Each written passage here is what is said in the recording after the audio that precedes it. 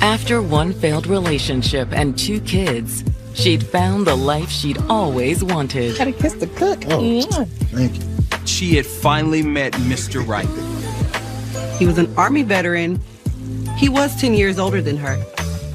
He could really take care of her and her children. Mom! Until one of her children makes a terrifying discovery. There's red stuff everywhere, like on her face and on the pillows. The scene inside that room was horrible. She was beaten to death. It was horrific. So if you can just open your mouth wide, please. The bloody scene points detectives toward a possible killer. This murder, it was personal. They start looking at people close to the victim. It turns out to be a long list of suspects. Is he in it? Yes. We had these cheating issues. They both had been stepping out on each other. You guys have an intimate relationship. I was hoping this was a phase. I did feel that way. But only one suspect holds the key to the truth. You have a key to the house. I gave her all the keys back. Once you find the first lie, you're on the right person.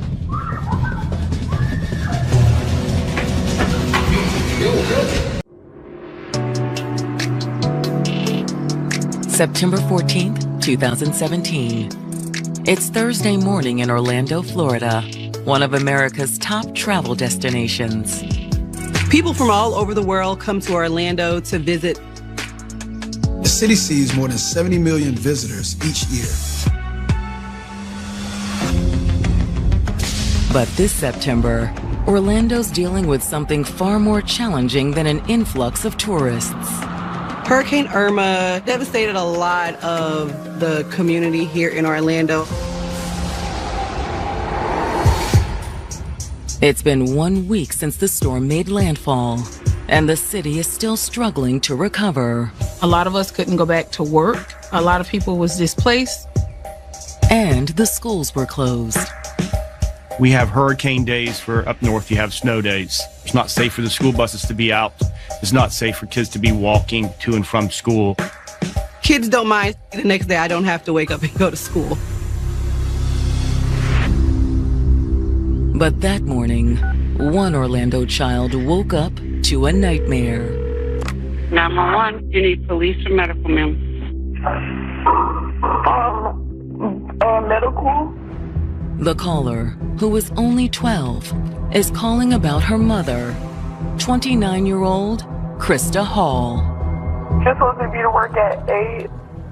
It's 11:30. There was some concern there. The car is still there. They haven't heard Mom moving around the house. She went, knocked on the door, then opened the door. Mom! And found Krista laying face down. There's like red stuff everywhere. She said it was sticky like paint. I went to go touch her skin and it was like really cold. Mom!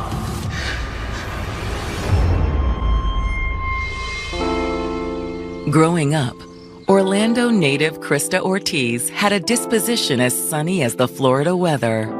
She was a happy child. I didn't have any problems with her. Krista was someone who was all about family. She was a loving person. Krista enjoyed just being around her family. She also dreamed of having her own one day. And she wouldn't have long to wait. She fell in love with her high school sweetheart. And next thing I know it, she's sleeping with him. She became pregnant with her daughter at only 17 years old. And not long after giving birth to her daughter, Krista got pregnant with their second child. Krista and her boyfriend, they really, really loved each other, and they were very, very committed to one another. Having the kids and the white picket fence and the husband, she wanted that. But for that, she would have to wait. Krista and her boyfriend split up after the birth of their second child. Sometimes those things that really feel like love and feel like fun they change as we get older. After the split, Krista was determined to start anew. She moved with her 2 children to Alabama. Moving to another state for a fresh start feels right because I don't have to face this person. I can create an entire new life. And to her surprise, she soon met someone new. Having the faith to allow yourself to be vulnerable again, to open yourself up for love again is a huge task. But sometimes we meet someone who helps us break those walls down. His name was Tommy Hall. He was an Army veteran. He was 10 years older than her. This guy swept her off of her feet in a matter of a few days. He's someone that feels stable. He feels trustworthy. Hey, Tommy, come play with us. How about you? Yeah, sure, I gotcha. What most impressed Krista was how quickly Tommy took to her children. There we go. Great catch. The thing that made this relationship so special is that Tommy took on the role of stepdad to Krista's kids. He treated them just as though they were his kids. Meeting someone that accepts you for you as well as your 2 children. This feels right. This feels really good. They had an awesome relationship. The couple married and soon had a child of their own. Then they moved back to Florida. They decided to move back to Orlando to be closer to Krista's family. It seemed that Krista's dream of a happy family had finally come true. I taught her how to be a caretaker, and she was a very good one. She was happy with the kids. Krista thought she had found this knight in shining armor, this Prince Charming, the one who she'd been searching for her whole life. Mom! But it will take more than a knight in shining armor to save her now. Her 12-year-old daughter is on the phone with 911 telling them what she discovered. Her mother is unresponsive in the bedroom. She's like really stiff. Most kids would be in shock, but this little girl had the wherewithal to call 911. I want you to do me a favor, sweetie. I want you to get everybody, get all the other kids, and I want you to go outside, okay? Okay.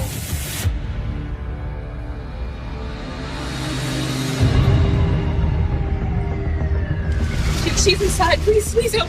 When first responders arrive, all 3 of Krista's children are waiting in the front yard. The paramedics head inside to attend to Krista. But there is little they can do for her. She's gone. This 29-year-old Krista Hall was starting over in Florida with her 3 children and new husband, Tommy. She met Tommy, who was 10 years older than her and a retired Army vet. Tommy swept Krista off her feet. I gotcha. He looked at Krista's kids like they were his own. He embraced the role as a stepfather. There we go. Great catch. And they'd soon had a child of their own. She had that storybook, picture-perfect life. Mom! But now, Krista's 12-year-old daughter has made a shocking discovery in her mother's bedroom. She was going in there just to check on Mom. She's not moving. She's stiff and unresponsive. And there's blood everywhere. Are you with her right now? We're in the dining room. She made a frantic call to 911 and she told dispatchers that she discovered a horrible scene in her mother's bedroom.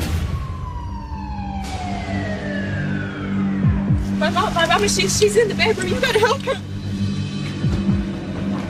Inside the house, the first responders confirm that Krista is dead. She's gone. It appeared that the victim had been beaten to death. When homicide detectives arrive on the scene, they determine that the killer likely attacked Krista as she slept. They walk in the room and they see Krista in her bed with the sheet halfway over her. There was no evidence of a struggle in the bedroom. She likely never saw it coming. To detectives, it looks as though she had been struck repeatedly in the head with a heavy object. The back of her head was caved in. She also had an injury to the front portion above one of her eyes. They couldn't even tell which injury actually killed her. There's also no sign of the murder weapon. If it's a spontaneous situation, it could have been any object, a hammer, a bat, a lamp, anything that's near. Whatever it was, it appears the killer took the murder weapon with them. Detectives noted blood droplets on the floor, in the hallway, and crossing the living room. The blood driplets going out the front door indicated that whatever object was used was removed from the home. However, it appears that the killer had left something behind. They noticed something strange under her body. It looked like someone took saran wrap, wrapped their fingers with it, and then they've put some type of duct tape around it to keep them there, like a makeshift glove-looking device. Despite the killer's precautions, the detectives believe there are subtle clues about their identity. There were no signs of forced entry into the home. The killer either had a key or the door was unlocked. This murder, it was personal. She was beaten to death with a blunt object. And that means that that person was very angry with her. So they start looking at people who were close to the victim. To find out who that might be, the detectives turned to Krista's mother. When I arrived at the house, there was security everywhere. She had rushed over to the house because her granddaughter had called her and said something was wrong with Krista. She told me that her mom was laying in the bed with blood around her mouth. According to Krista's mother, she'd last seen her daughter the night before. She came to the house about 7:15. Krista's mom told investigators that she seemed happy, everything seemed like it was going well. Everything except her marriage. Her mother admits that her daughter has been going through a lot. Because after 6 years, her marriage to Tommy Hall was in trouble. They're jealous of each other. It wasn't the romance that she was looking for. And they're seeing other people. They both had been stepping out on each other. Of 29-year-old Krista Hall have learned that the mother of 3 had a turbulent relationship with her husband, Tommy. Mom basically broke it down and said that there was infidelity on both sides. How long has that been going on? For the last 3 or 4 years. But according to Krista's mother, Alvesa, the trouble started long before then. If he wasn't smoking weed, he was walking around the house with an attitude about something. He was neglecting her. He was going around sleeping with girls. So Krista started going out with other men. So it's kind of on both ends, both kind of seeing other people, stepping out of the relationship on both ends. Yes. However, Alvesa also says that her daughter and Tommy didn't split up. At least not at first. For a while, Krista and Tommy both tried to make it work. They even talked about having an open marriage. According to Krista's mother, her daughter and Tommy's problems had only gotten worse. They were at odds with each other. It had gotten to be too much. And Tommy moved out of the house around June. And he still has keys to the residence? I don't know. She hasn't spoken to me about Tommy in a long time. Okay. Still, detectives suspect the separation could have something to do with her death. There was so much jealousy and resentment. Both were out cheating on the other. So this opened the door to a possibility of suspects all across the board.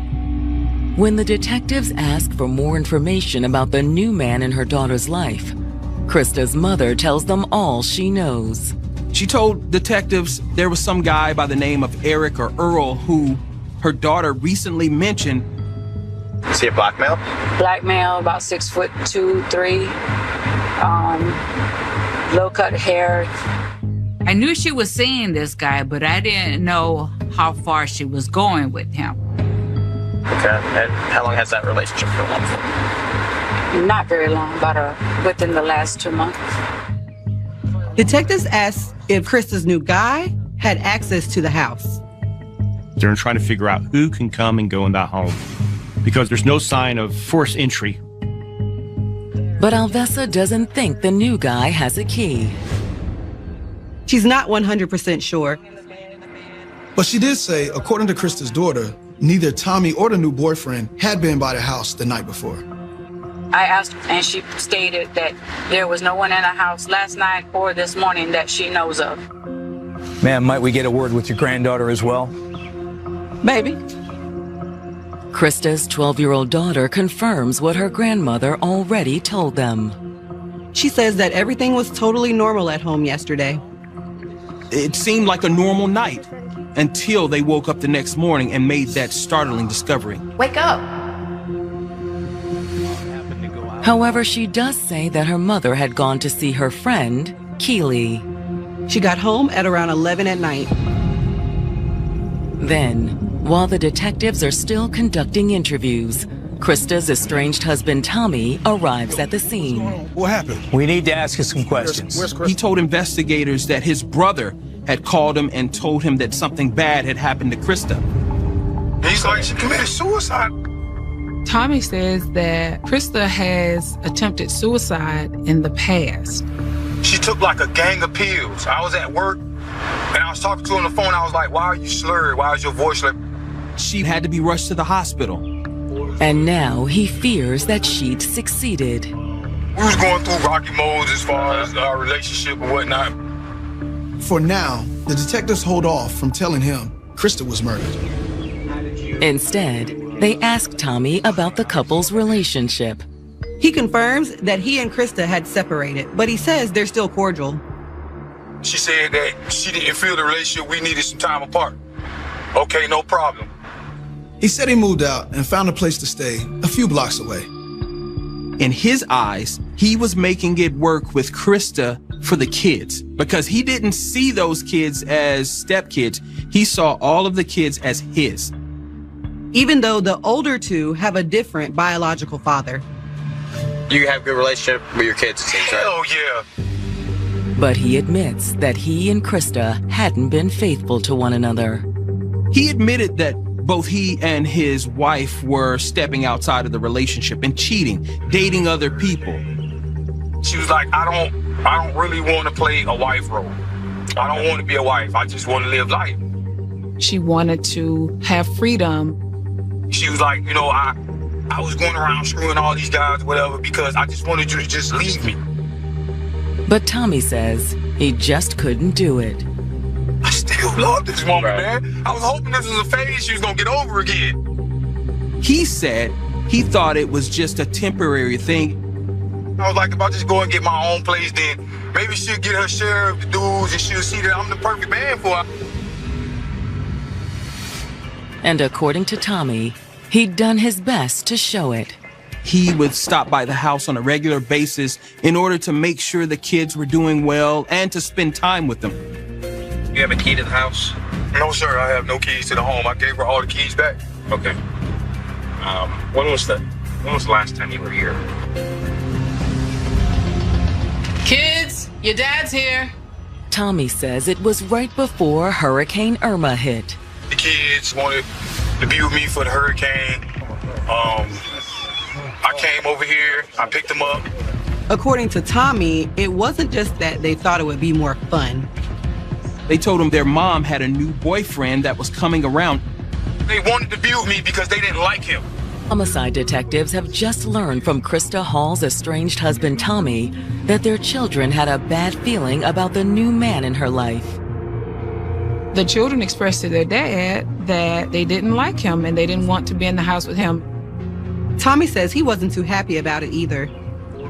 Tommy, like any protective father, had a problem with Krista's new boyfriend coming and staying the night, especially since he didn't know anything about him.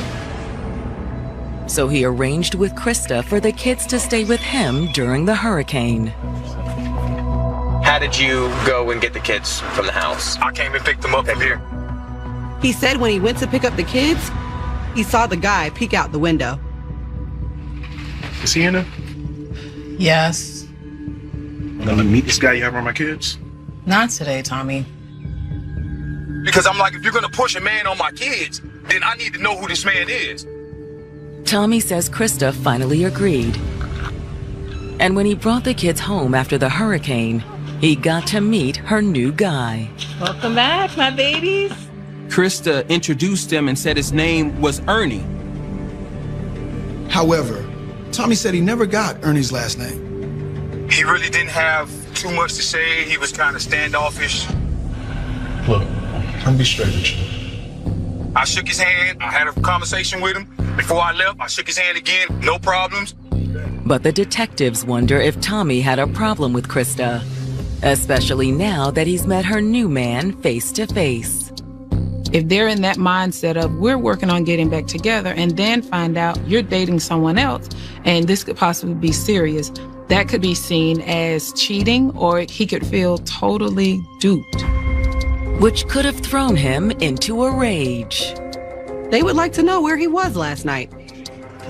Tommy explained he had been dating someone new, a woman by the name of Courtney Lawrence, and she spent the night with him. And what time did you leave your house? She woke me up this morning. He said he left his house around 5:45. Tommy explained that he's a roofer and he had to be at work at 6 a.m. on the job site. Detectives will need to follow up on his alibi, but Tommy appears more than willing to cooperate. He also told investigators that he was willing to allow them to have his cell phone data and submit to a DNA test. The detectives arrange for Tommy to come down to the station that afternoon so they can collect a DNA sample. Hoping they can get a last name for Krista's new boyfriend, they head back to their office to start reaching out to her friends. And one of the first people they talk to is Krista's friend, Keely Talbot. Keely is the friend that Krista supposedly had gone to see the night before the murder. What do you think happened to Krista? I don't know. That's what I was trying to figure out. However, she's at least able to tell them that Ernie's last name is Reynolds. Keely says she met Ernie because when the hurricane blew through Orlando, she and her husband Mike had decided to spend the weekend at Krista's house. They were all there like a double date, and they all were there having a good time together. You were there from Friday to Monday. However, Keely denies that Krista had gone to see her on the night before her murder. Krista was casually dating a few guys, so maybe Krista told the kids that she was going over to her house in order to protect them from hearing about yet another guy she was dating. Or another woman. Investigators were surprised to hear that. They asked Keely, so Krista dates women? Keely's response: only juggling an estranged husband and a new boyfriend. She was also in a relationship with her friend, Keely Talbot. She actually met Krista on a dating site, and even though both were married women with families, they decided to explore their bisexuality. We were together 3 years. Keely says she never told her husband, but she figured that Mike just kind of knew what was happening because Krista and Keely spent so much time together. Their relationship was pretty serious. Keely admits they considered leaving their husbands and being together. But in the end, they never took the next step in their relationship. She said she did hope after Krista and Tommy split up that maybe that was her chance to be with Krista. But Krista also wanted to continue dating men. And that's okay with you, her seeing all these guys and stuff? It has nothing to do with me. She was okay with it as long as Krista didn't date any other women. But is she being completely honest? They're wondering if she was actually jealous of the new relationship that Krista had with Ernie. It wasn't like that. It was just like, you know, hey, as long as you there for me, I'm there for you. I don't care. It's not a problem for me. She says she was happy for Krista. although Keely does admit that she'd gone by Krista's house the night she was killed. Keely told detectives that she works as a rideshare driver, and she got a call from Krista while she was out driving a client around. You had a missed call at 11:09, and then you called her back at 11:42. And when Krista didn't answer, Keely ran by her house. But she says she didn't go inside. When I pulled up there, her lights in the house were off. She told detectives she didn't want to wake anyone. But she also said that if she had, maybe Krista would still be alive. They're just like deeply like here in my folders, I feel. To detectives, Keely seems sincere. But is she telling the truth? Maybe she's more jealous with her girlfriend's new relationship than she's letting on. Or maybe she's trying to protect someone else. Could Keely's husband be responsible? Maybe he finally put two and two together and realized that they were more than just friends. But when the detectives reach out to him, that doesn't appear to be the case. When detectives ask about Krista and Keely's relationship, he seems confused. As far as he knows, they were just friends. Thank you. So after talking to Mike, detectives turn to Krista's new boyfriend, Ernie Reynolds. Ernie seemed absolutely devastated at the fact that Krista was gone. I barely got to know her. Ernie told detectives that he was looking forward to the future.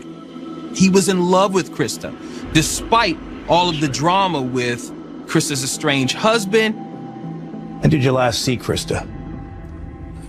I talked to her Wednesday night. They had their regular FaceTime call from about 1 a.m. to about 1:30 a.m.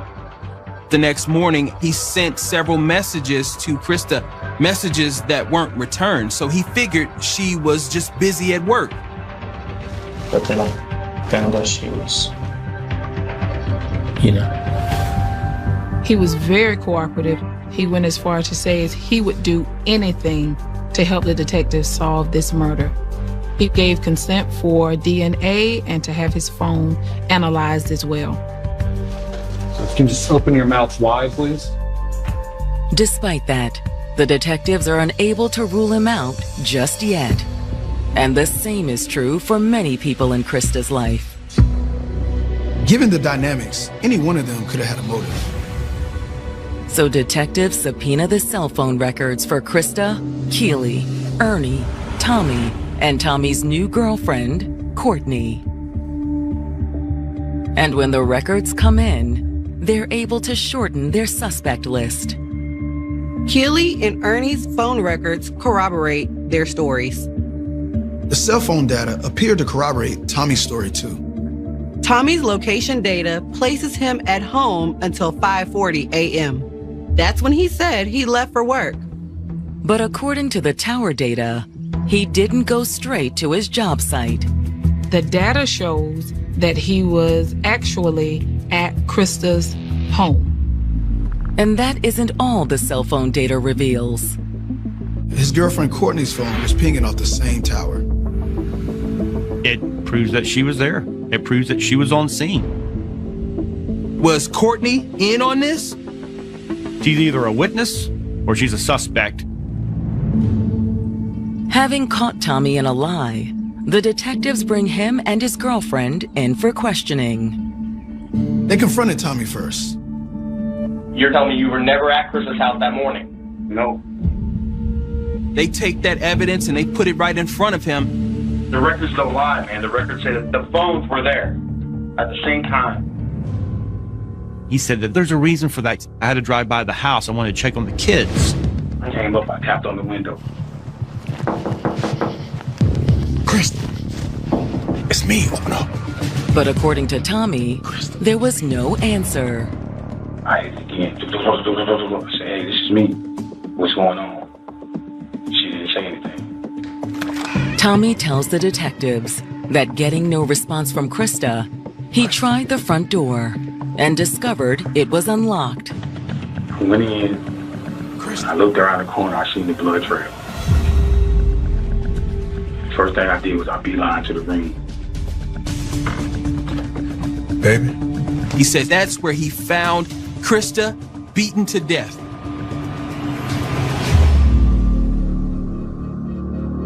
I just stood there for a minute. I stood there for a second, and then when I turned around, I went in the kids' room, and the kids were still sound asleep. Then when he realized the kids were safe, Tommy said he ran. You know, I don't know what I was thinking at that point, but I didn't want to, you know what I'm saying, put myself into that situation. Investigators are not buying it. Did you kill your wife? No. Did you bash her head? No, I did not. And then he changes his story. She was just supposed to talk to me. He pointed the finger. Says his girlfriend Courtney wanted to go and confront Krista. What are you doing? I'm just gonna go talk to her. Next thing you know, the girlfriend's just rushing in there. I figured she was just gonna wake her up or, you know, I don't know. Come on, man. He continues to maintain his innocence, but they're not buying it. Did you guys go over there and say, let's go do this? No. No. Tommy claimed he was just outside smoking while the women were arguing inside when all of a sudden he heard a commotion. I just heard going hard, and I just wham, wham, wham, wham, wham. So I went back to the door. According to Tommy, that's when Courtney came running out. She ran by me, and I was like, what the f going on? He went in and saw what she had done. Tommy said the only thing that he could think to do was to get Courtney away from the scene of the crime. And can you tell me on your kid's life that she did this? Oh, my kid's life. Even so, the detectives aren't just going to take his word for it. What people will do is they'll massage the story just a little bit. They'll change it just a little bit, then they'll change it a little bit more. When the detectives turn to Courtney, they confront her about the phone records. They sit down with her and say, look, we know that you were there. To their surprise, Courtney admitted that she was there. She says that Tommy asked her to follow him over to his wife's house. She says she did go, but she parked about a block away and stayed in the car. Did you go inside the house? No. So you've never been inside the house? No. She says it was Tommy who actually went inside. I'm gonna show you a picture of something, and I want you to look at it very carefully and let me know if you recognize these objects or anything like that. Is that okay? They showed her pictures of the makeshift gloves that they found at the crime scene. What is that? What do you think they are? It looked like drugs wrapped in some tape. Detectives know that somebody's lying. Is it Tommy or is it Courtney? Detectives know one way to find out. Would you be willing to supply your DNA to compare to evidence found in the house? Yes. Detectives collect a DNA sample from Courtney before wrapping up her interview. Come over here, check this out. Detectives send both Courtney and Tommy's DNA to the crime lab. When the DNA results come back, they get the answer that they need. They show that Tommy's DNA is inside of these finger wrappings.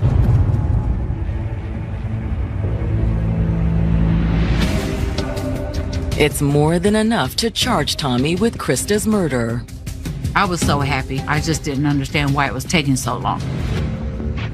And when the case goes to trial in February of 2020, the prosecutors are confident they can secure a conviction. They have a mountain of evidence. They have the DNA, they have the phone location data, and they also have witness testimony that describes how jealous he was at the fact that his wife was out dating other people. Tommy just couldn't deal with the fact that Krista was moving on. And once he realized that there was another man coming into the home, he lost whatever feelings he had for her, and the feelings from love turned to anger. Eventually, that anger led to violence, and Tommy snapped. On the morning of September 14th, 2017, he had Courtney follow him over to his wife's house. Whether he always planned to frame her for the murder isn't entirely clear. Whatever reason she came along, the prosecutors believe she remained in her car while Tommy slipped inside. Tommy had a key to the house, and he was able to get in. He snuck in, got plastic wrap and duct tape from Krista's kitchen for the finger wrappings, and then used some sort of weapon to beat his wife to death while she slept.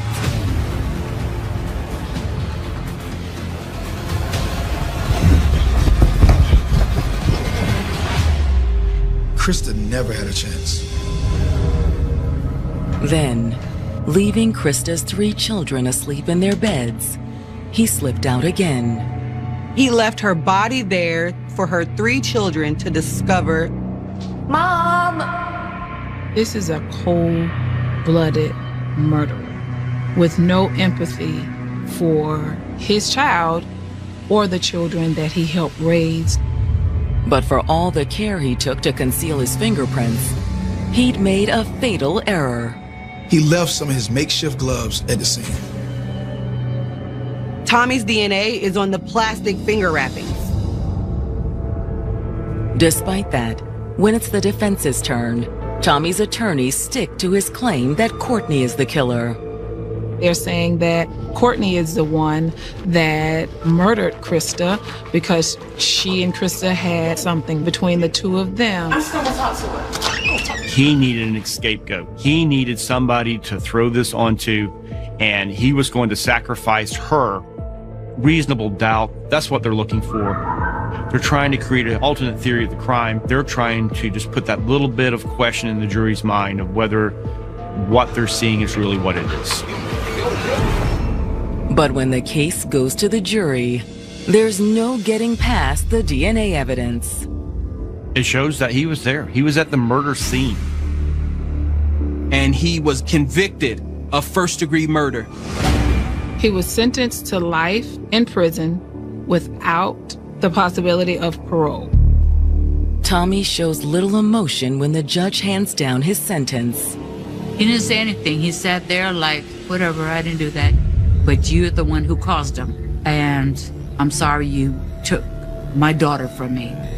And I'll never see her again. And you deserve everything you got. But that's little consolation for those still struggling to deal with the horrific damage Tommy did. There's other victims, those children. He did leave her there for the children to find. Even his own son. We still talk about it. And he cries every time because he can't believe that his own father would do something like that to his mother. They had to endure that. They had to see that. That's the last memory of their mother they'll ever have. That is going to follow them for the rest of their world. I pray that they can heal.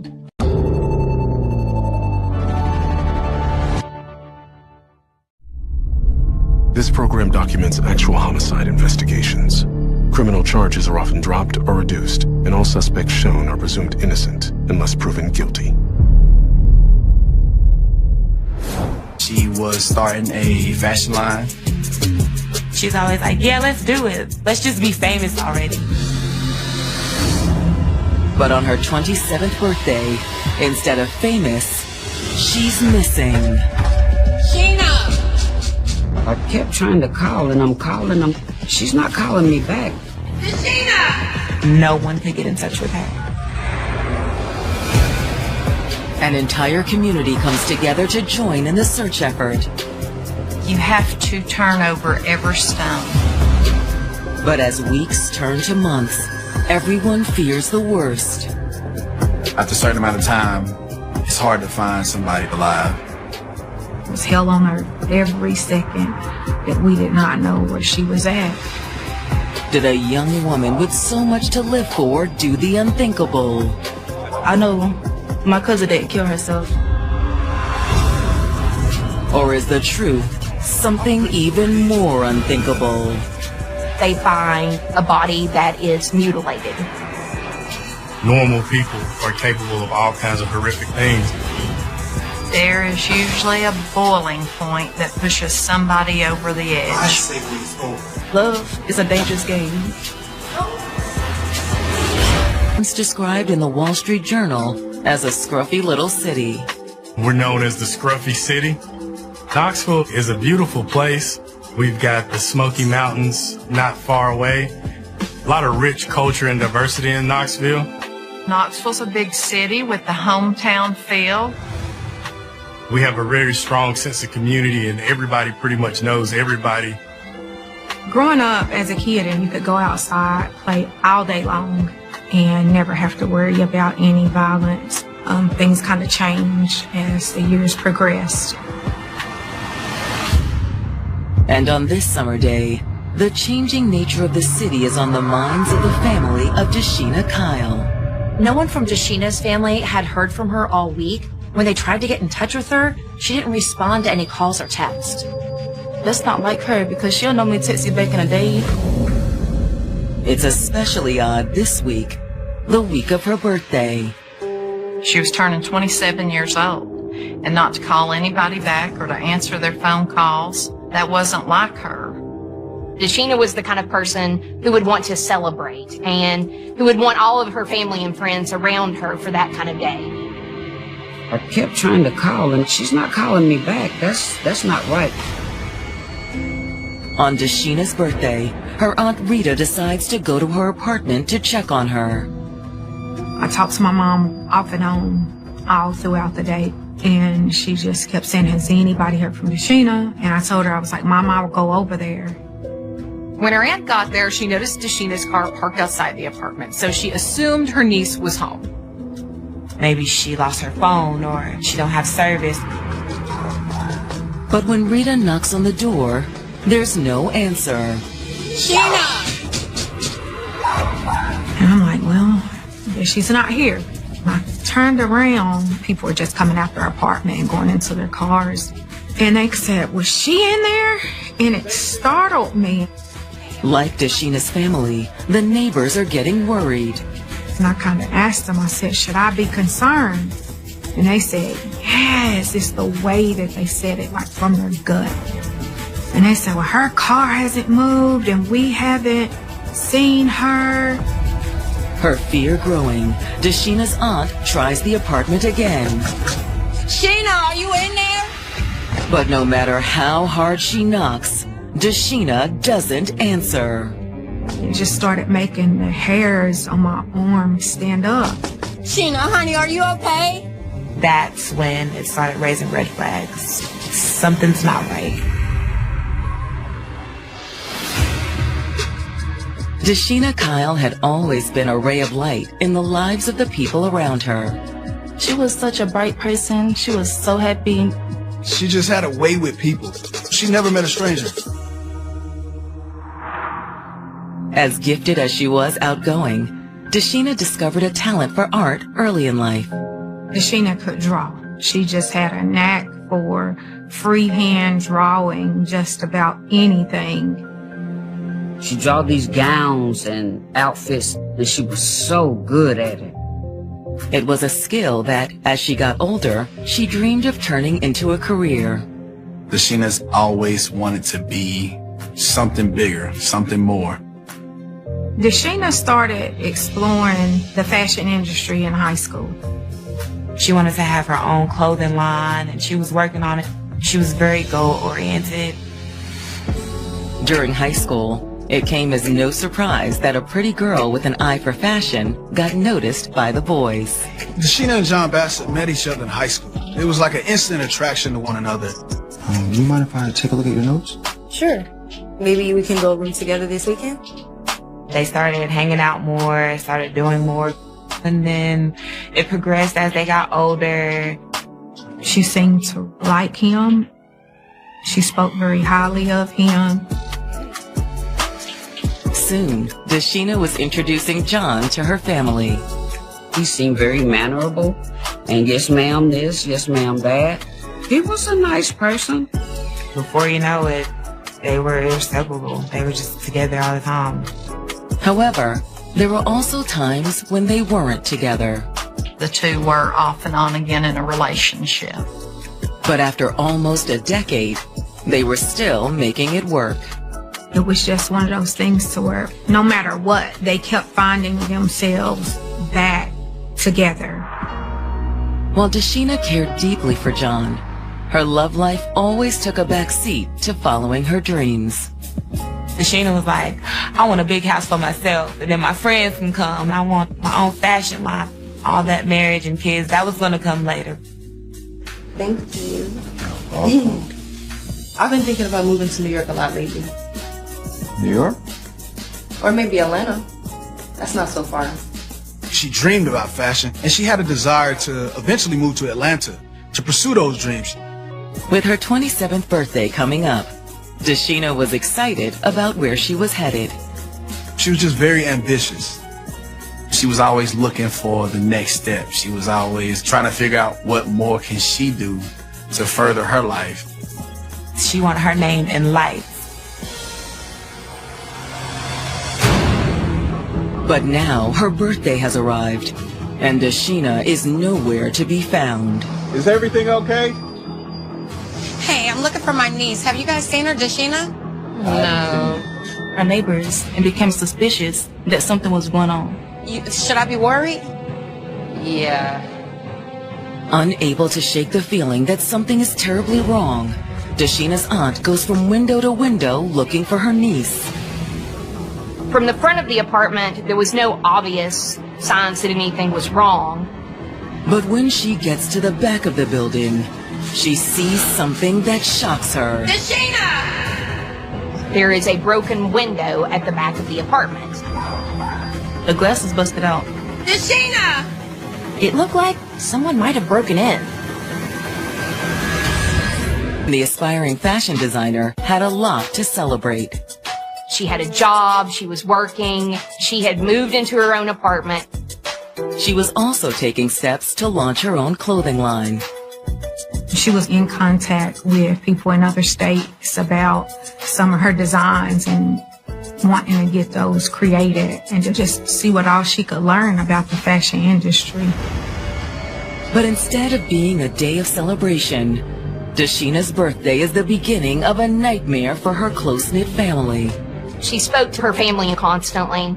So when they didn't hear from her on her birthday, they were very concerned. The people that she talked to the most were all saying, well, we haven't talked to her. That immediately was like, okay, no, something's not right. There's no sign of Deshina at her apartment either. Deshina didn't seem to be at home, even though her car was parked at the apartment. When her aunt went around back, she noticed a window had been broken out. Deshina! That prompts her to call the police. I'm telling them, please go and check on her. Go check on her. When the officer got there and he finally had someone from the apartment complex unlock the door, Police department! I had to take a seat on the pavement with my brother on the phone and just praying that she was okay. The officer searches the apartment, but he doesn't find Deshina, just her dog. There is a bed that is stripped of all of the bedding.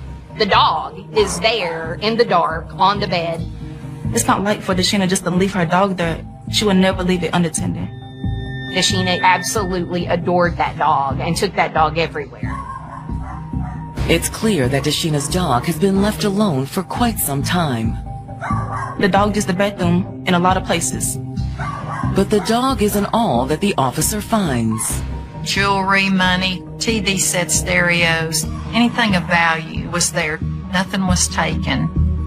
After checking the apartment, the police tell Deshina's aunt there's no reason to panic. The police are not quick to jump to any conclusions because she is an adult and they expect her to return. You have nothing in the apartment that's saying any huge sign as to what happened. They see that the dog is unattended, they see that the car's outside, but they don't suspect foul play. Instead, the police wonder if there isn't a simpler explanation. They asked Deshina's aunt if she'd ever expressed anything along the lines of needing space, wanting to get away, or just simply needing a break from things. She talked about moving to Atlanta, but she wouldn't do it like this. Her aunt is adamant that she'd never go away without telling her family and her friends.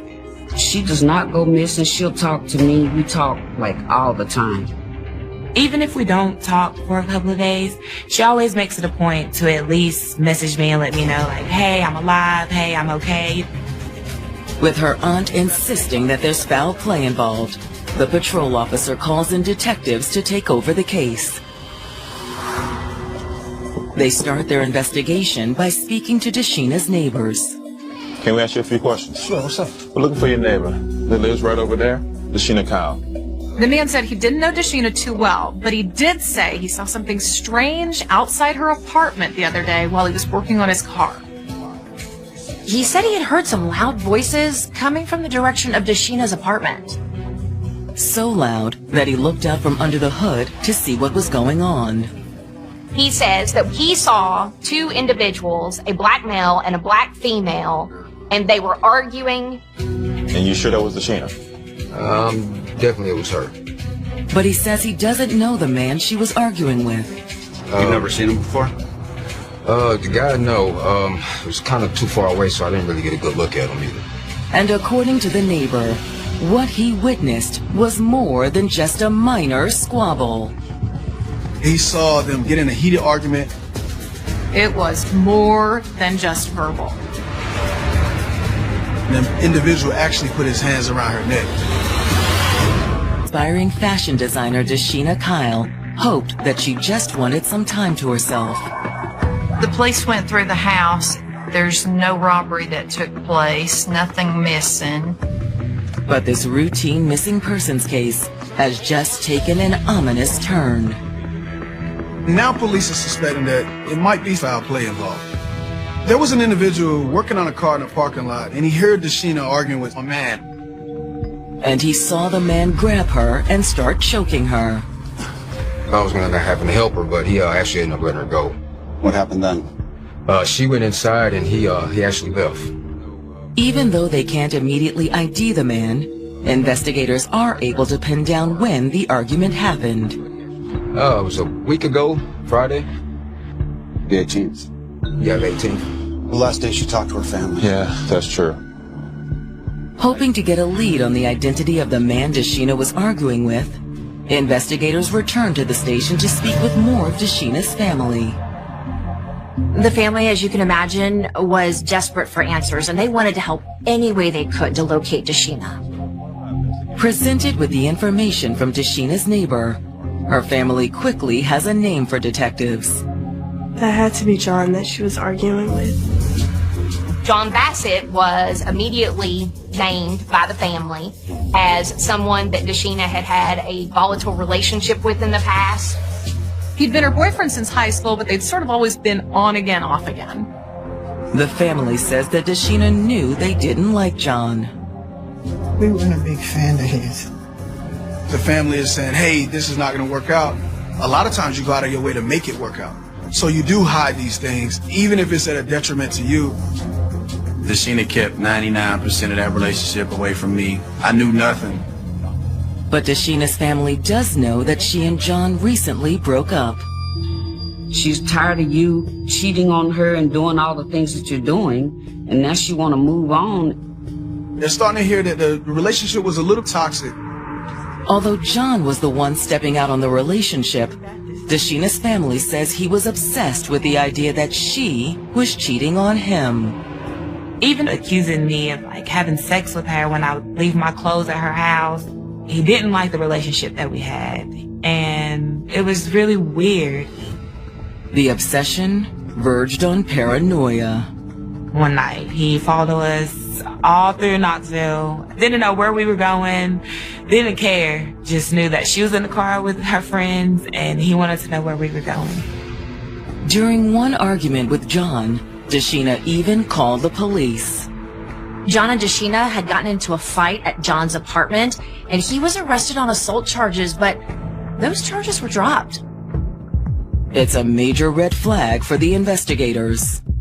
Now they really need to get a hold of John Bassett to find out what was really going on. so detectives reach out to him directly. Is this John Bassett? Yeah?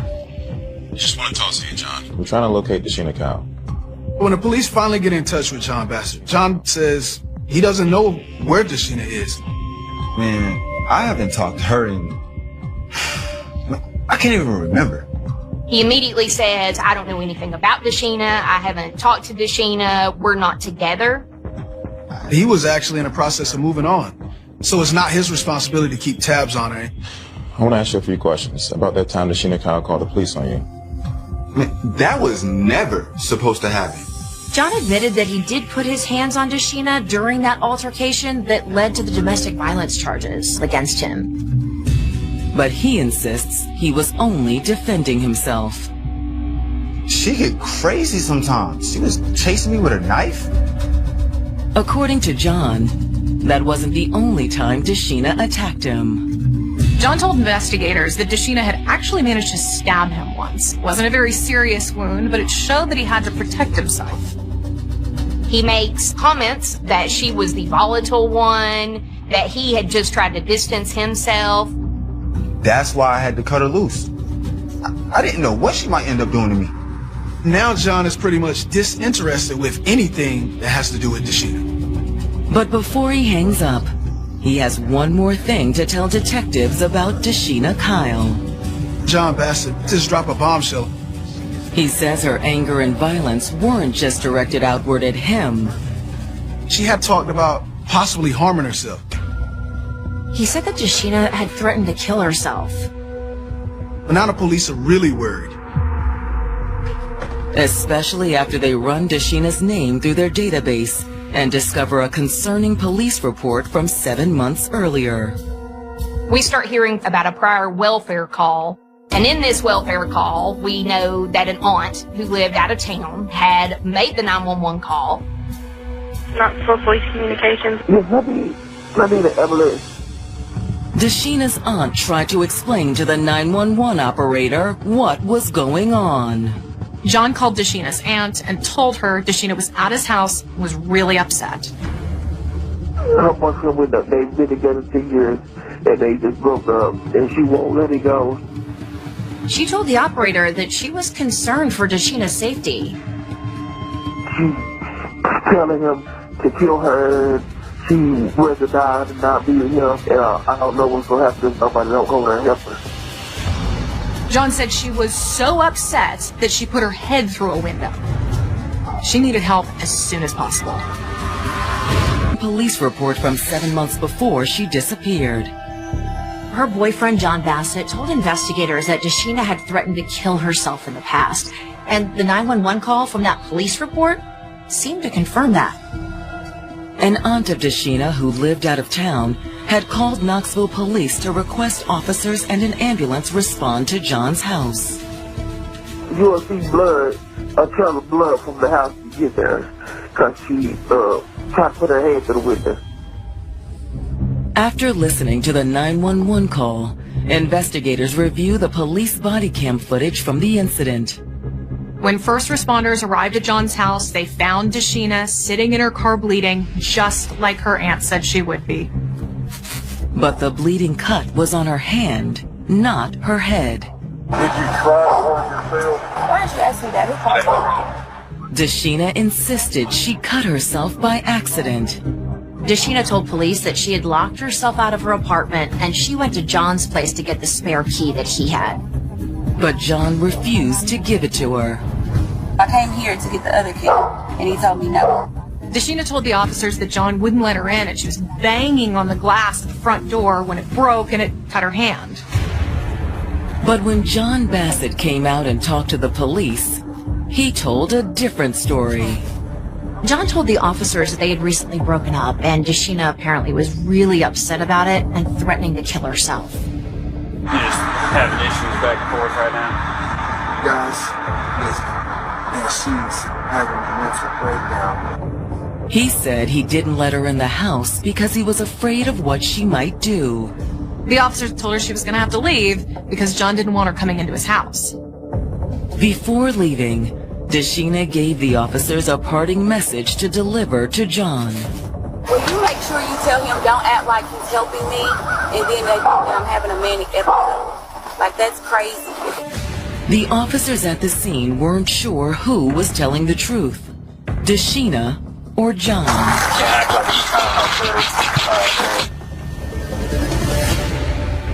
The investigators aren't sure either. There might be some truth to what John stated about her mental health.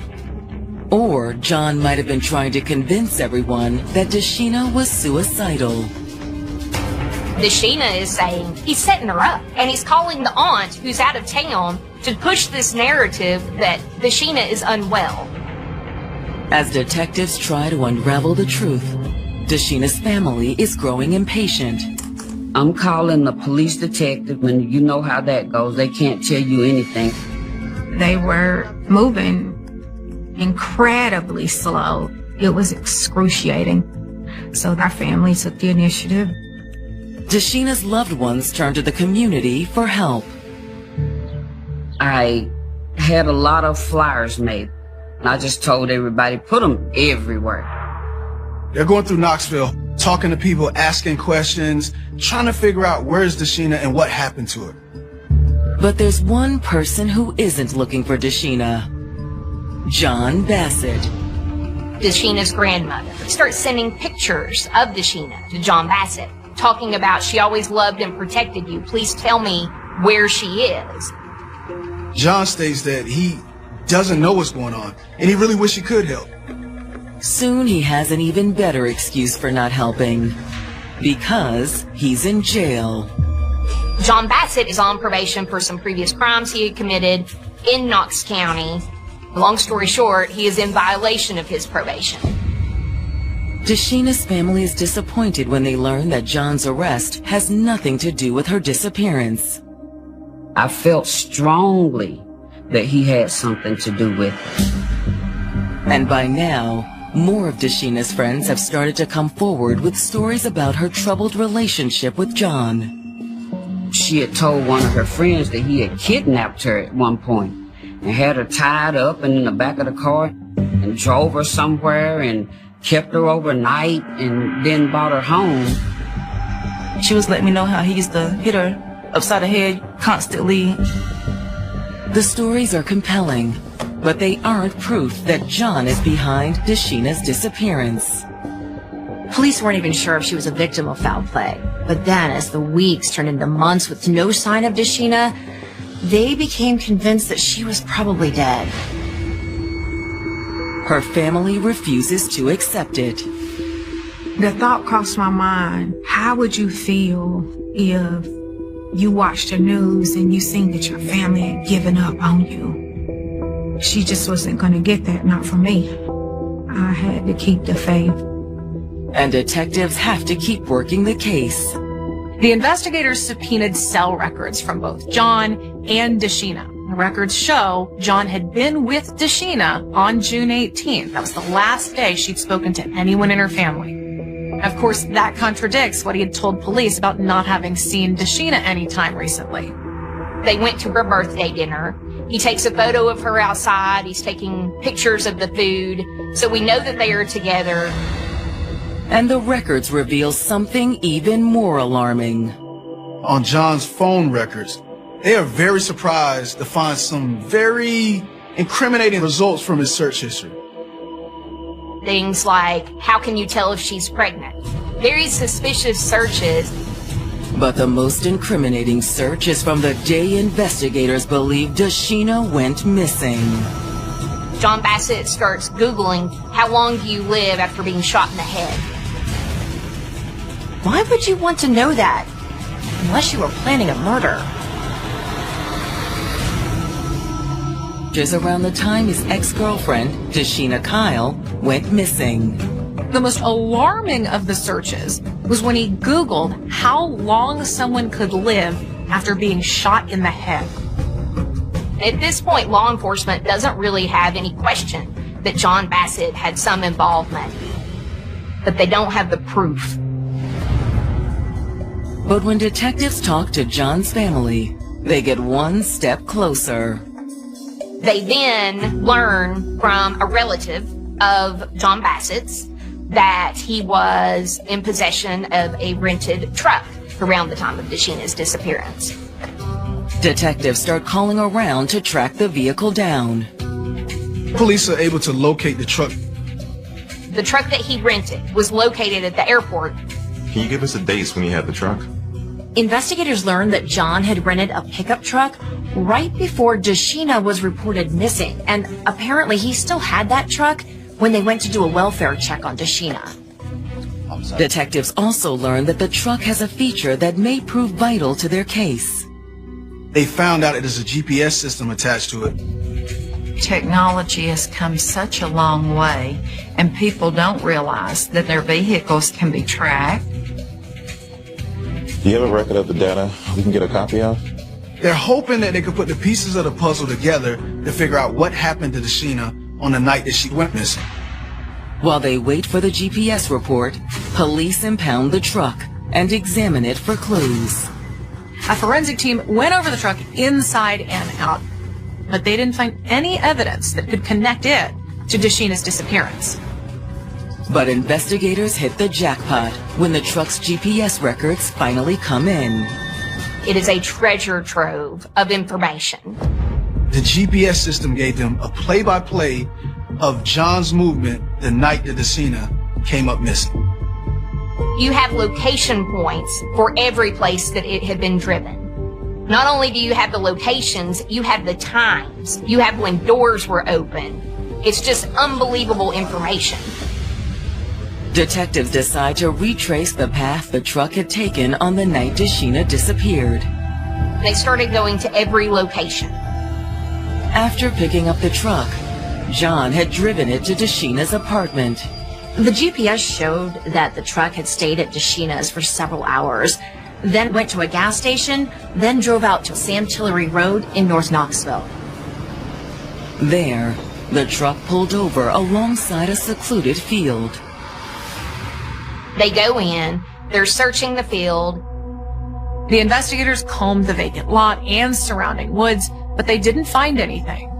But as they're leaving, they're approached by a neighbor. Hey, are y'all looking for something?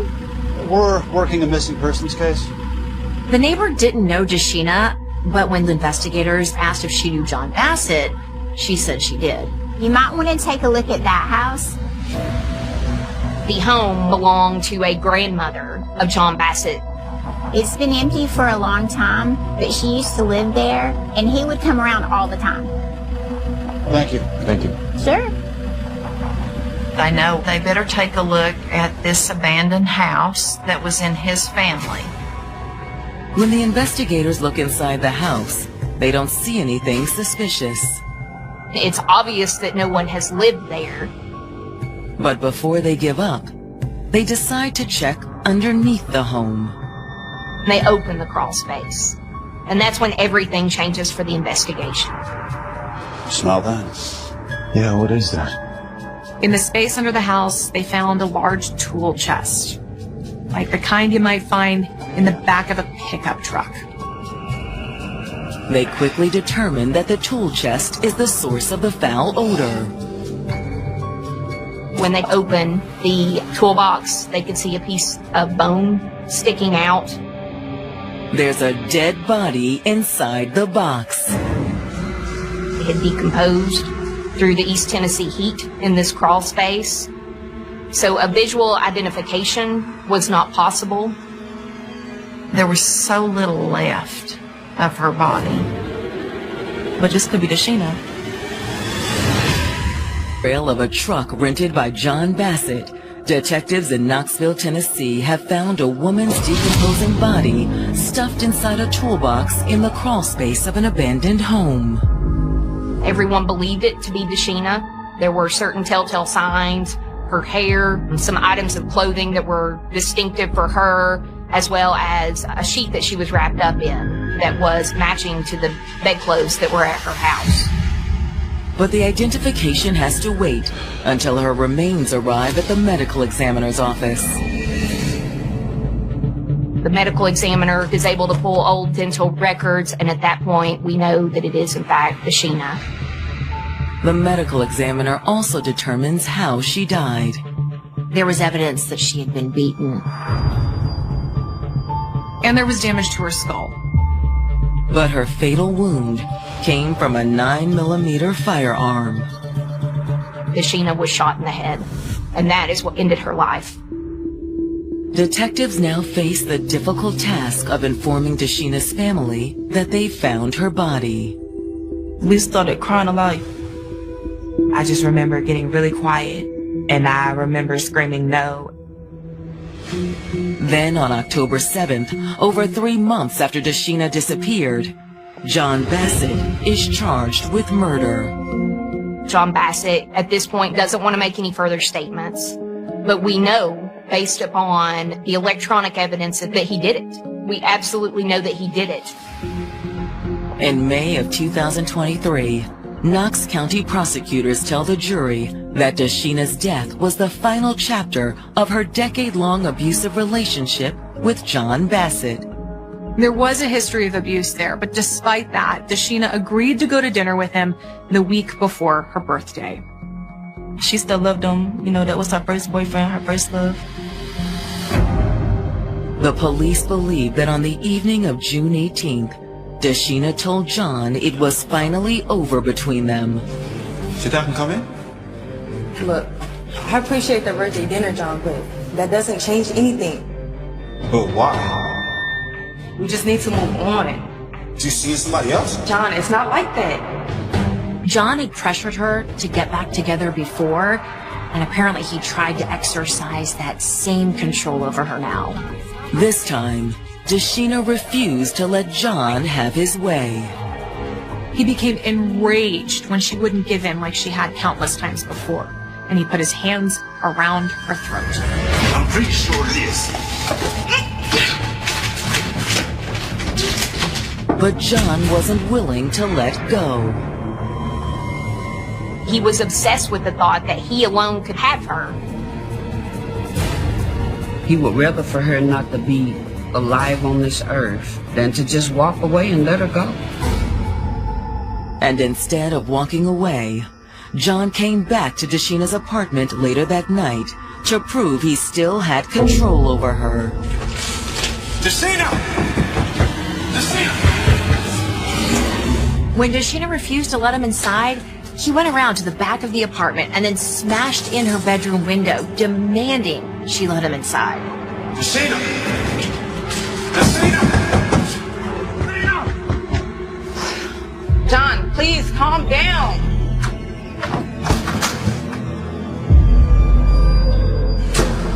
I say when it's over.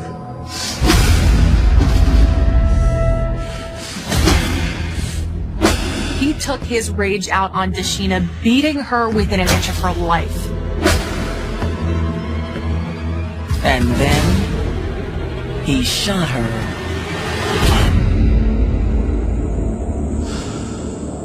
There was stippling on her head because he put the gun on her head and pulled the trigger. I couldn't bear the fact that they were going into detail about what he did to her. The family have to live with thinking what was her last thoughts, what was the pain that she felt. After shooting her, John wrapped Deshina in a sheet and drug her into a closet. She was bound at her legs and her feet and her chest with duct tape. They pulled up the flooring and you see the blood. You know that she was in the closet. But John managed to get rid of every other sign of what had happened in the apartment. He then pulls around to the back of the apartment, and then he had taken Deshina's sheet-wrapped body out of the window and placed it in the toolbox. Then he drove to his grandmother's abandoned house and hid the body in the crawl space. We brought the toolbox into the courtroom, and it was placed directly in front of the defense table. There was no emotion whatsoever from John Bassett when Deshina's final resting place was directly in front of him. There's no remorse on his face. There's no pity. There's no nothing. It's a different kind of evil than I had ever seen. The defense claims there's a reason John doesn't feel remorse over Deshina's death. They were trying to say that Deshina shot herself. John's story was that while they were at Deshina's apartment, she got his phone and started scrolling through it and found messages from other women. That made her pretty upset, so she grabbed a gun and then started threatening to kill herself. No, I'm tired of this. No, don't tell me what. She pulled the trigger, shot herself. Deshina! He said he hit her body because he was worried that people wouldn't believe his version of the story, that she'd shot herself. It's a story the prosecutors are easily able to counter. We had the testimony from relatives that Deshina was right-handed. But the gunshot wound was on the left side of her head. When you look at how Deshina would have had to have been twisted, it just didn't make sense. The prosecution also argues that there's no reason to believe Deshina was depressed. She was never diagnosed with bipolarness or any of that. That is one of the many things he would say when she would finally retaliate. He'd make her seem like she was crazy. She was full of life and doing all this stuff, getting her business going, thinking of ideas. That's not somebody that want to end their life. She was perfectly sane. She was just in love. The jury doesn't buy John's claims either. He is found guilty of first-degree murder and sentenced to life without the possibility of parole. Deshina's family is relieved that justice has finally been done. Me and the family, we actually wanted life without parole, and we was praying for that. If that were my family member, I would want death, absolutely. Nothing's too harsh for him. But by the same token, whatever punishment he got, it's never going to bring her back. Now, Deshina lives on as a memory in the hearts of the people who loved her. A memory which will never be forgotten. Deshina would give the shirt off her back if you asked for it. She was always there. And to know that she's not there, it's just something I don't know if I'll ever be able to live with. Deshina meant so much to our family. She was loved tremendously by all of us. We'll just never be the same.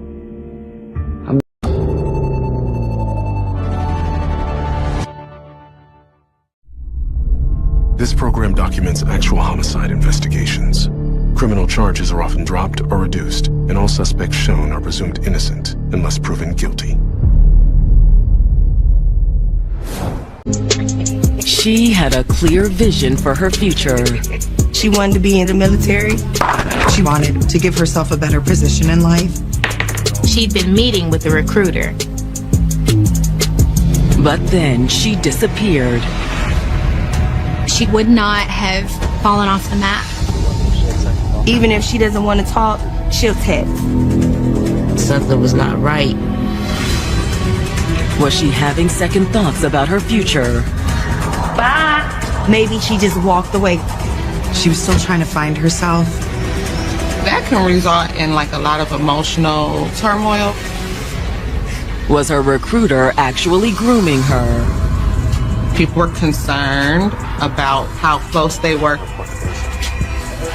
Maybe he set her up, helped somebody take her. Stuff like that happens. Or was it far, far worse? I was supposed to clean this apartment. I just couldn't believe that this was really happening. I'm jealous. I'm not sleeping with nobody. It's just horrible to think about it. All I could do was cry.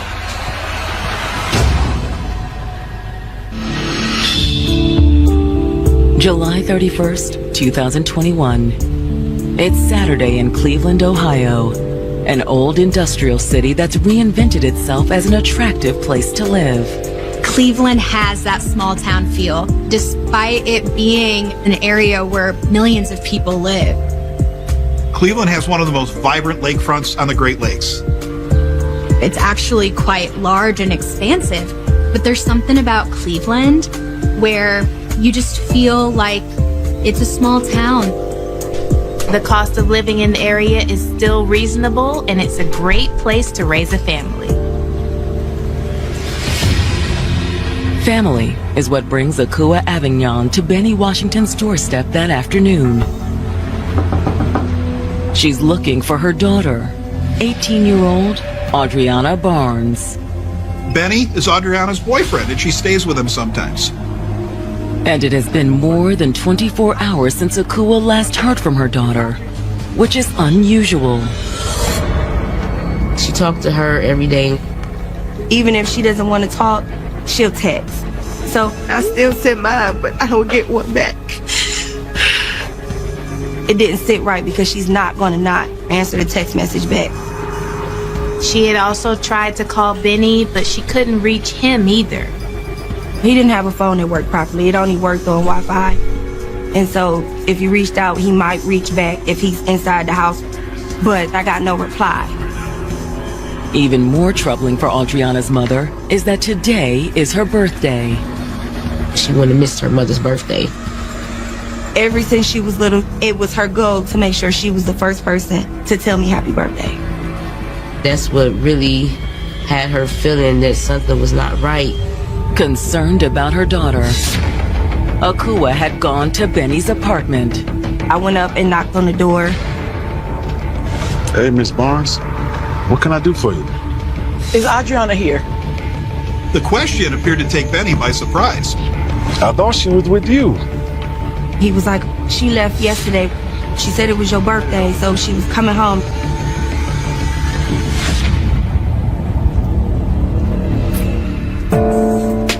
One of 5 siblings, family was always important to Audriana Barnes. They were very, very close to. Whatever room she was in, they all were in together. That was the running joke. I didn't need more than 2 bedrooms because they would find their way together no matter what. And as the oldest, she always had her mother's back. If I told my little children, like, hey, you gotta clean your room, you gotta make your bed. If I walked away to go do something else, she made sure, like, hey, did you hear what Mom said? That strong sense of discipline guided Audriana's plans for her future. Even when she was in the 10th grade, she knew that she wanted to be in some part of the military. Audriana was a young woman who had real goals and real dreams. In fact, those dreams were practically in her DNA. Part of my plans to go to the Marines, but then I had Audriana, so it wasn't something that I did. And then she did her own research and was like, yeah, this is something I might like. So I understood her decision to want to actually go into the military. Okay, are you sure this is what you want to do? I'm sure. Hey, well, I'm proud of you then. Go for it, baby. She's a young woman thinking about her future. It was very important for Audriana. Like, she put forth a very good effort. She had signed up for information. As she neared graduation, she started talking with the local recruiting office. But would a chance meeting at her part-time job threaten her carefully laid plans? She met Benny through one of his cousins that she worked with. I'm so glad your cousin introduced us. He had his own place, and she still lived at home. You saw her spending a lot more time over there. She would spend nights there. This is a young girl that was excited about the relationship. But even as the relationship turned serious, not everyone approved. She was only 18 and he was 38. Everybody had their opinions, and we let her know. We had this conversation plenty of times where I told her it's not a good match. But Audriana didn't care. It's like, I'm 18 now, Ma. I can make my own life choices now. Besides, the family figured the relationship wouldn't last. She made the decision to go to the military. Audriana was meeting regularly with Army recruiters. In fact, Audriana had scheduled an appointment with the recruiter the day before her mom's birthday.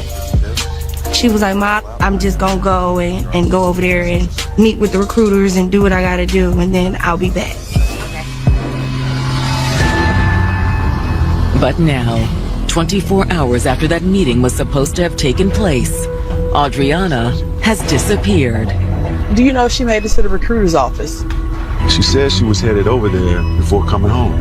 He said she left yesterday with one of her friends. You sure it wasn't the recruiter? In order to make things as easy as possible on recruits, they will arrange for transportation to and from the interview. Benny said that might be the case, but he wasn't sure. I'd never seen a guy before. Adriana Barnes had her future all planned out. Ever since she was little, Adriana had dreamed of joining the military. She was definitely a young woman who wanted to give herself a better position in life and was looking at the military to put herself in a better situation. Not everybody wants to get out of school just to go back to school. She'd been meeting with the local recruiting office about enlisting. But now, after her most recent recruiting appointment, Adriana has disappeared. Bye. Her boyfriend Benny said he last saw her when she left for the meeting. Do you even know if the recruiter picked her up? I'm not sure. He didn't know. It was a million things that ran through my mind. Maybe she had gotten in an Uber and something happened. All her mother knew for sure was that she hadn't heard from Adriana in over 24 hours. She'd even missed her mother's birthday. Akua has said that nowhere in the world she would miss my birthday. Everybody was going to be together. Okay. They were looking forward to the dinner, and she was going to be there for her birthday. Instead, Adriana's mom spends the next several hours desperately trying to find her daughter. But it's no use. I think it was probably about 8:30 after there was no text back, no phone call. There was nothing. And I went to the police and made a report. And they had told me that they wouldn't take it because she was 18 and she's technically not in school anymore. And it hadn't been 48 hours. They weren't supposed to. Why don't you give her some time? I'm sure she'll turn up. He kept saying he doesn't feel she's in danger and she's 18, so. You don't think she had second thoughts about joining the military, do you? Well, I mean, there were some things she needed to do. They had told her that she needed to drop about 50 pounds before boot camp started. And if she changed her mind, she might be avoiding her family. Adriana's mother swears that isn't the case. I insisted, this is not like her, something is wrong. If you know her, you know social media is something that she's not gonna go without. She had no social media activity, and even if she was mad at me, this is not my daughter. She's not gonna walk away. Eventually, her mother's persistence convinces the police. He was like, I understand because I'm a parent too. And he was like, you know what, we're gonna take the report. The detective also offered some advice on how to find Adriana. He gave me some tips on how to get the last location of the phone because we were on a family plan. But when Adriana's mom tries to locate her daughter's phone, she fails. Her location's off. It wouldn't go through because the phone had been turned off and the location had been unshared from everybody. So I couldn't get it. Does this mean something happened to Adriana? Or did she deliberately turn it off because she didn't want to be found? Adriana's mom is sure that isn't the case. She really knew something wasn't right. Keep trying, and if we learn anything, we'll reach out to you. Determined to find Adriana, the following morning, Akua reaches out to the recruiter who had been working with her daughter. I called and asked him if he knew Adriana. Hello? Hi, this is Akua, Adriana Barnes' mom. Yes, you were supposed to meet with her yesterday. The recruiter's response takes her completely by surprise. I don't know her, and don't call his phone again. And he told me he didn't know her, don't call his phone again, and hung up on me. It makes no sense that if I'm telling you, hey, I'm trying to get in touch with my daughter, you're one of the last people I see that she talked to. Have you seen her? Why would you cursed me and then hang up on me. Outraged, Audriana's mother calls the main office number and speaks to the recruiter's supervisor. The excuse that I got for him being that rude to me was that he's a young guy, he just started. Okay, I just want to know if my daughter made her appointment.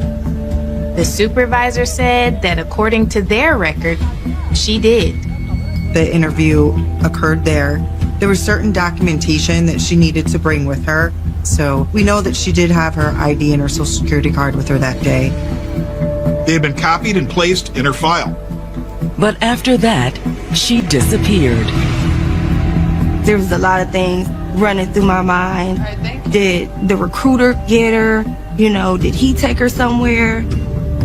Audriana's mother passes what she learned on to the detectives and then seeks additional help in finding her daughter. We have some great community activists here in Cleveland who will help families that are in these types of positions. They'll contact me. I'll meet with them. I'll request a picture, age, description of what she had on when she went missing. And we brought the team down there and we started warning community searching. They sent out a mass text stating that we had a missing young lady.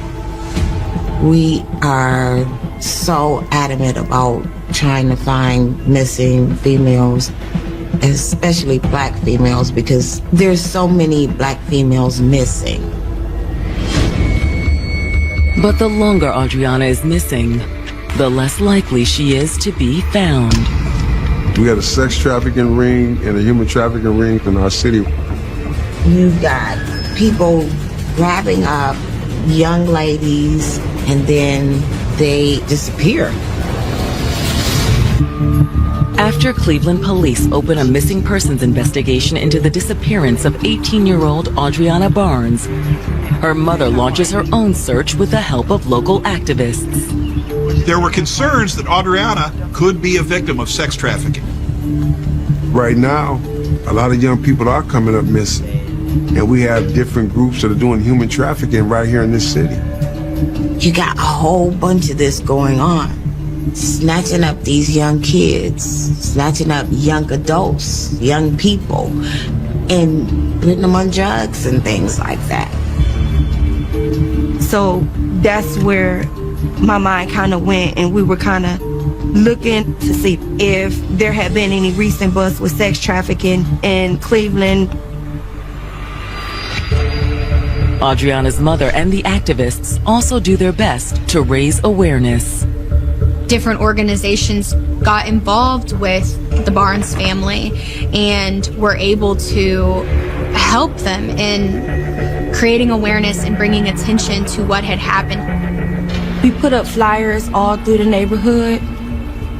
We had search parties with numerous people. Audriana's boyfriend, Benny Washington, joins the search effort at every opportunity. If you see her, would you please call that number there? Yeah, of course. Thank you. He called me every day or text me every day. Ma, just checking in, how you doing, making sure you're okay. We not gonna give up, we gonna find her. Benny and Audriana's mother also search his apartment, looking for any clues to where she might have gone.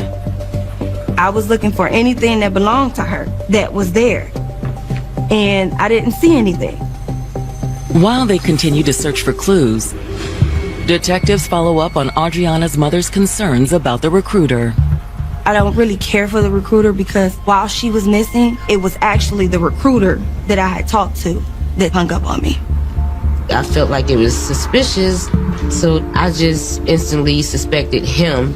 I wanted to know his name. I wanted to talk to the recruiter myself, face to face, to see what he says. He was someone that was not a part of their community, so it makes sense that they would feel suspicious about him. Maybe he set her up and he helped somebody take her. Maybe he got her out of town somewhere or whatever, because stuff like that happens. Not that the detectives reveal any of that when they sit down with him. We're investigating the disappearance of Audriana Barnes. Okay, have a seat. I heard she gone missing, so if there's anything I can do to help, Sure, we just need to ask you a few questions. Just routine, really. You always want to talk to the last person to see someone in any investigation and verify what they tell you. So you gave Adriana a ride that day? Yeah, we do that sort of thing all of the time. The recruiter picked Adriana up from Benny Washington's apartment building, brought her out to Cleveland Heights where that interview was, and at the end of that meeting, she was then brought back to Benny Washington's apartment. You drove her home? Yeah, I dropped her off, but I didn't see her go in. However, he does reveal that their meeting hadn't gone as well as Adriana had hoped. She didn't bring all the documentation she needed with her. She needed her high school diploma. That was an item that she didn't have with her. Plus, there was the ongoing issue with the fitness requirements. She wasn't gonna run. You know, it's just something you can't do in boot camp. You gotta run. She's a good kid. You sound like you care about her a lot. What do you mean? They were concerned about the nature of their relationship and how close they were to one another. But the recruiter insists it wasn't like that at all. It's part of the job. You get to know these kids. She felt like he was a mentor. And when a young adult feels that connection to an adult that's doing what they see themselves doing in the future or what they dream to do, that can impact them in a way where they feel like they have a connection to somebody that they trust. You got a person that you can confide in. According to the recruiter, Adriana had done just that. There's something you ought to know. He said it's something Adriana had told him on the drive back to Benny's apartment. She was telling me how she really needed to get out of town. He claims that she'd expressed a strong desire to leave. But it's her reason for leaving town that really raised a red flag for detectives. She was explaining to me how she was sexually assaulted. Cleveland detectives investigating Adriana Barnes' disappearance have just learned the 18-year-old may have been sexually assaulted. The Army recruiter who'd been working with Adriana said she told him about it while he was dropping her off after their last meeting. According to the recruiter, the attacker was a friend of Adriana's boyfriend, Benny Washington. Did she tell you his name? She didn't, but she did tell me that she filed a police report. Could the alleged assault have something to do with Adriana's disappearance? The detectives don't know for sure, but they are satisfied that the recruiter had nothing to do with it. His supervisor confirmed that he had only been gone the half hour or so that it took to drive Adriana back to Benny's apartment and return to the recruiting office. The recruiter dropped her off, returned to the office, and all of those things are verified. Thank you for your time. All right. Back at the station, detectives are also able to confirm that Adriana had filed a report for the alleged sexual assault. The report gives detectives the attacker's identity. His name is Wendell Dixon. This individual was over to Benny's house and she had went to sleep on the couch. And she woke up to this individual with their hands down her pants. For him to violate her in that way could be extremely traumatizing.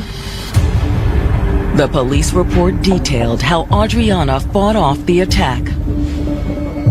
She woke up and they began to fight. What are you doing?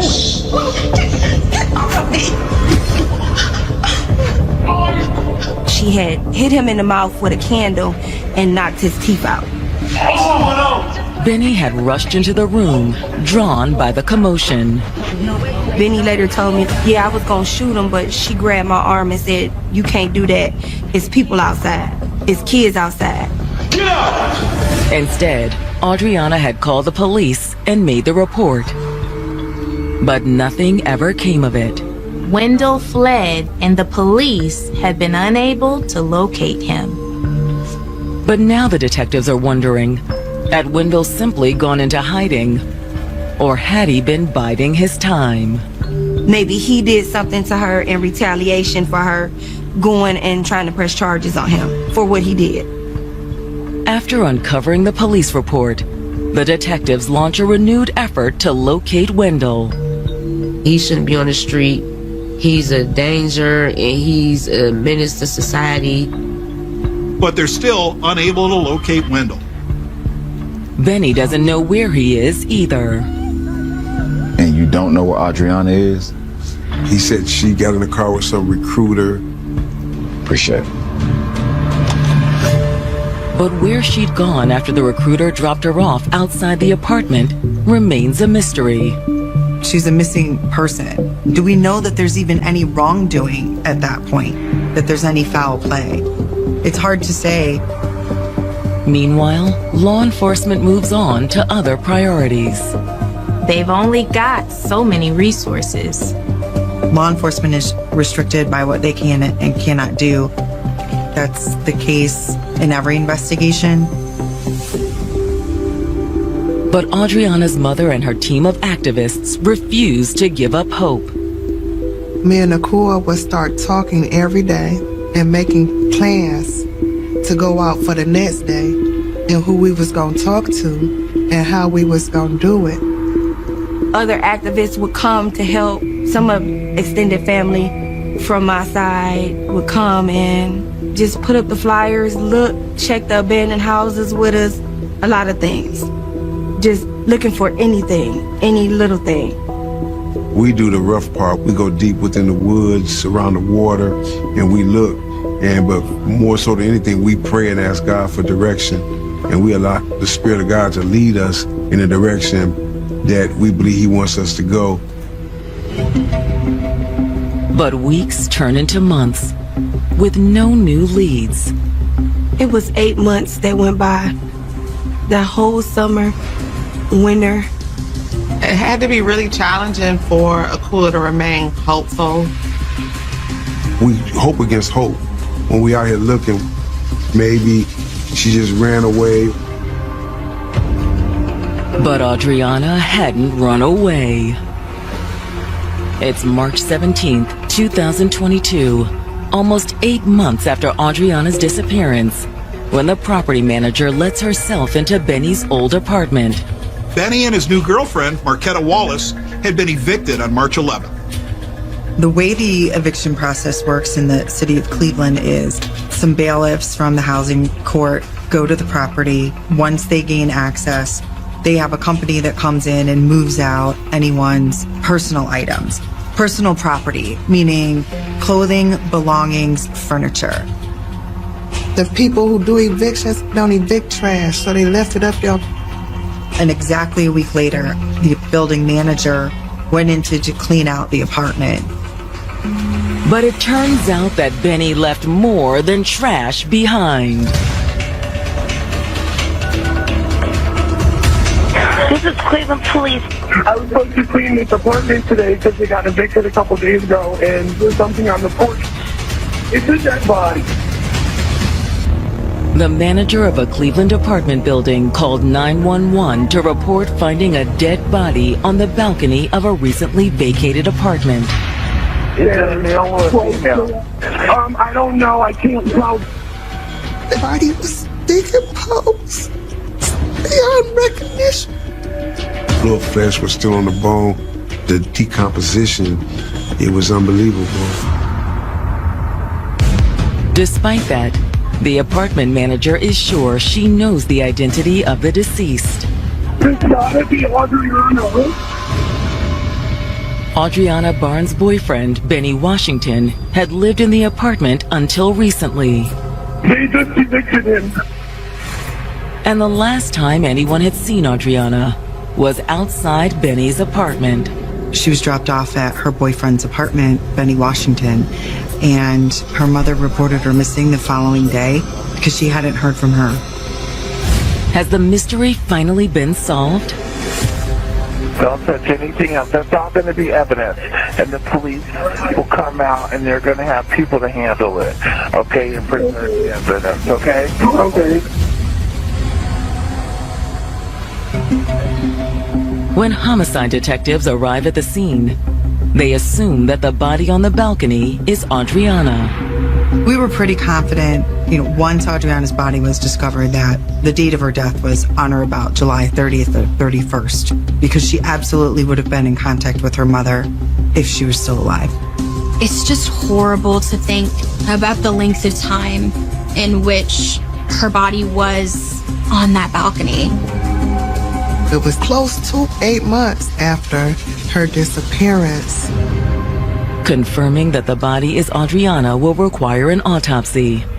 But first, the coroner's office faces the grim task of removing the body. She was wrapped extensively. If you think of, a mummification and how those bodies are wrapped and wrapped and wrapped in layers, that is how her remains were. They were wrapped in numerous layers of clothing. There were blankets, plastic shopping bags, plastic garbage bags, and then there was like a yoga mat on top of her. And it's clear that she had been on the balcony for quite some time. There was a large stain on this balcony underneath where her body had been that was caused by decomposition fluid. That tells you this body was there for a very long period of time, that it decomposed at that location. It wasn't moved there in the days from the eviction to when she was discovered. This activity all happened right there where it was found.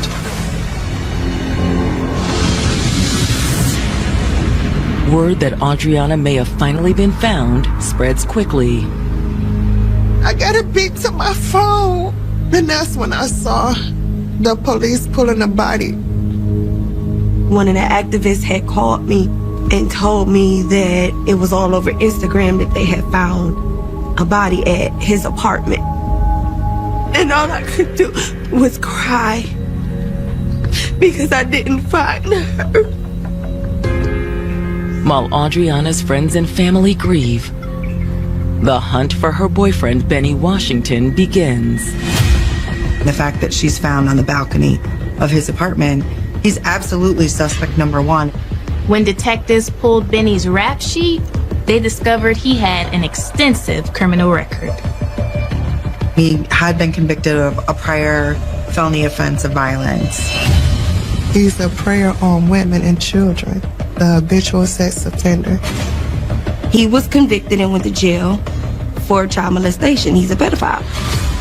He was chased out of the neighborhood that he grew up in because of the weird stuff he was doing.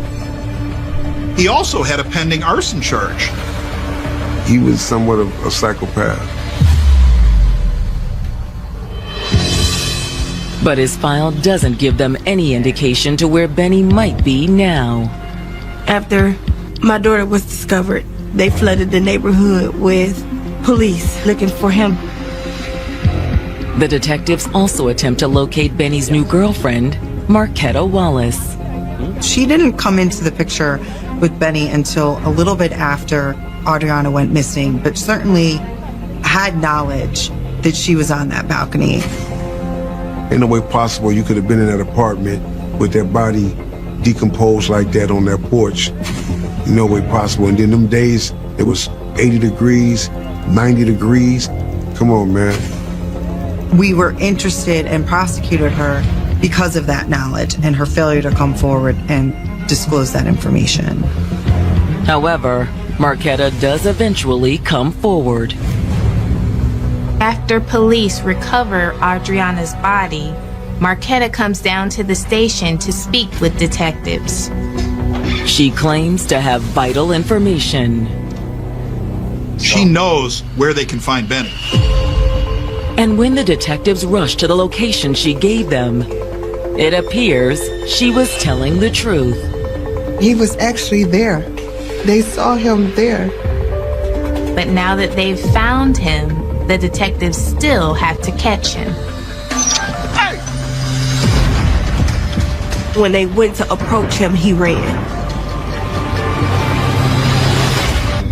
When you look at it, and it's tough to say, well, gee, she should have been found sooner, isn't it obvious? But they have to have probable cause in order to search an apartment. And based on the information they're receiving, they didn't have a reason to go into the apartment and search with a warrant. And you would think that when an 18-year-old girl goes missing for months, that's the kind of case people would become outraged about and want to help with and want to cooperate with. And that's just not always the case. Police investigating the murder of Audriana Barnes have tracked down the man they believe is responsible. Her boyfriend, Benny Washington. But when they approached him, he ran. He's kind of leading the police on a wild goose chase around the neighborhood. They had to chase him through people's houses and everything. But eventually the police managed to run Benny down and place him under arrest for murder. When I found out about the arrest, I felt relieved because it was beating her mother up inside, not knowing what happened to her daughter. Not that Benny is willing to give the detectives any details once they have him in custody. Benny did not want to talk. He said he did not like the police and asked for an attorney. Benny was certainly within his rights. Although when the detectives sit back down with Benny's new girlfriend, Marquetta Wallace, she is more than willing to give them her side of the story. Most of all, she wanted police to know that she had nothing to do with Audriana's death. So, how'd you meet Benny? I met Benny when he was handing out flyers about her.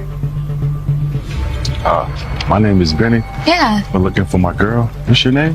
Marquetta. Marquetta. It's nice to meet you, Marquetta. Nice to meet you. If you see her, can you call that number there? Even though she was quote-unquote cooperative and was willing to sit down with the police, she didn't admit or really implicate Benny all that much. And you didn't know the body was on the balcony? I had no idea that the body was on the balcony.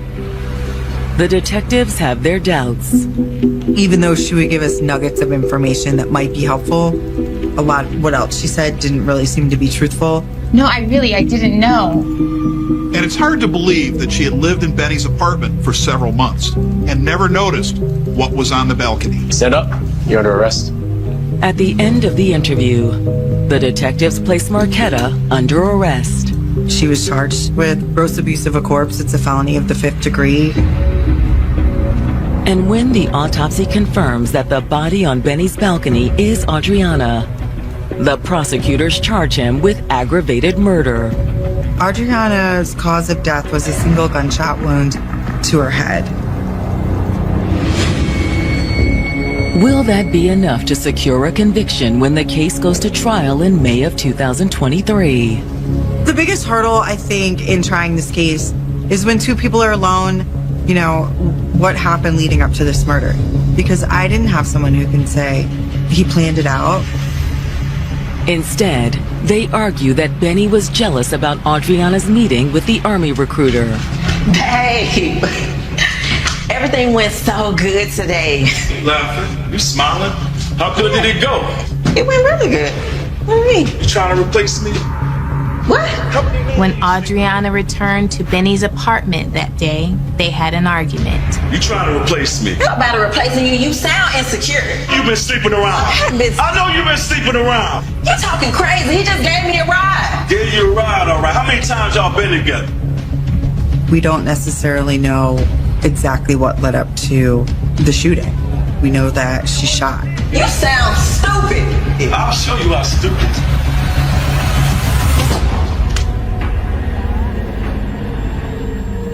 One thing can escalate to another, and then you got a homicide. Once Audriana was dead, Benny dragged her body onto the balcony and left her there. She went in that building and didn't come back out. Will that be enough to secure a conviction? The prosecutors wrap up their case without putting Benny's new girlfriend Marquetta on the stand. She was too much of a risk to utilize as a witness at trial against Benny. Not that it matters in the end. When the verdict was read in court, he was found guilty of murder with a number of firearm specifications as well, felonious assault, abuse of a corpse, having a weapon under disability, and he was also found to be a repeat violent offender. The guilty verdict makes little impression on Benny. He ain't showed no emotion, no nothing. It was like another day. He was just sitting there with such a nonchalant demeanor, like he had no care in the world, no emotion, no character, no nothing. He just sitting there, numb. He didn't even flinch when the judge handed down his sentence. He was sentenced to life in prison with parole eligibility for the first time after serving 38 years. So he's going away for a very long time. Although no amount of time is enough to satisfy Audriana's family and friends. I don't feel justice was served. He actually should have had the death penalty. And that's how I feel about it. Because you still have a chance to go up for parole. Just the fact to hear the word possibility of parole, it'll make you feel easy because Audriana doesn't have a possibility of living no more. Being a believer, a Christian, I have to, have a forgiving heart. But sometimes it's hard. If it's my child, I would want him dead too. Benny's girlfriend, Marquetta Wallace, escapes prison altogether. She pleaded no contest to abusing a corpse. She received a nominal sentence for that, unsupervised probation. I was very angry because the judge was like, oh, I feel like Benny took advantage of her too. No, he did not. She knew. She willingly lived in that apartment knowing what he did to her and where she was. And whether justice was served or not, Audriana's family is paying the price for what Benny did to her. It broke my family. She's the missing piece. From birthdays to outings. It's never been the same without her. Everything that we do together just don't seem right because she's the missing piece. Audriana was a bright, intelligent person who would not have fallen off the map. She wasn't a bad girl. She wasn't out here drinking and running the streets and partying and just seeking men and laying up. No, that was not her. She had heart of gold. And it's sad that she didn't get the opportunity to grow and mature into it.